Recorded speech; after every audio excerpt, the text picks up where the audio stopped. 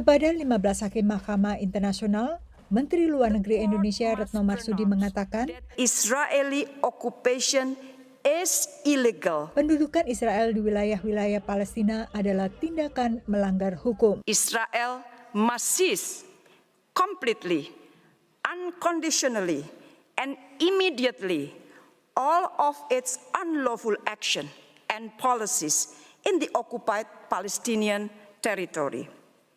With the continued presence of Israeli forces in the West Bank and Gaza, it is impossible to see Israeli compliance with its obligation. Indonesia adalah salah satu negara dari 50 lebih negara dan organisasi yang menyampaikan pendapatnya secara lisan dan tulisan kepada Mahkamah Internasional mengenai kebijakan Israel di wilayah pendudukan termasuk Yerusalem Timur.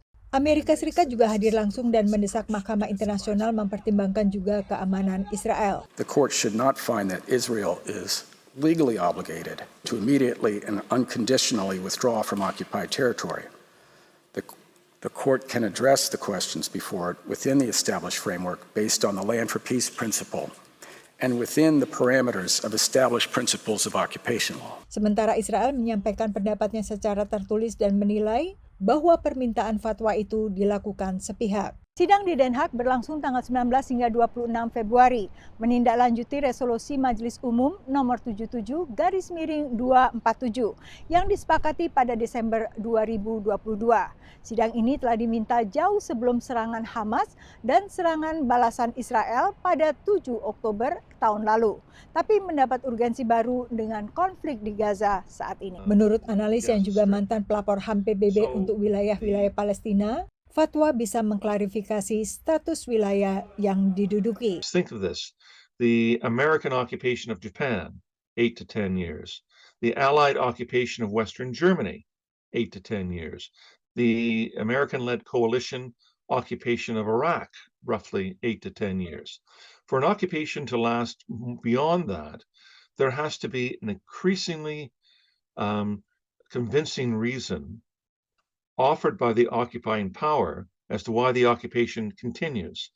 And if the occupying power cannot offer that reason that's consistent with international law, then the occupation would be deemed to be illegal. Sementara diplomat Indonesia yang juga pernah menjadi pelapor HAM PBB untuk wilayah-wilayah Palestina juga kembali menekankan pentingnya solusi dua negara.